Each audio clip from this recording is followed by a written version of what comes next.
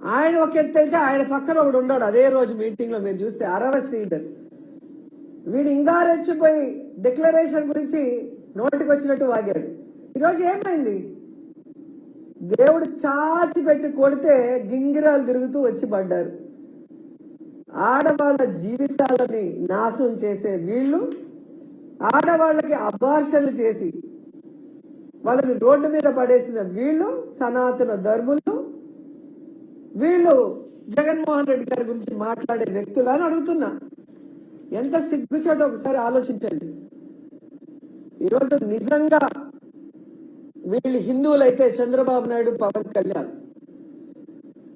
నిజంగా హిందూ ధర్మాన్ని వీళ్ళు గౌరవించే వాళ్ళైతే దేవుడిని ఏ విధంగా నోటికి వచ్చినట్టు ప్రచారం చేస్తారో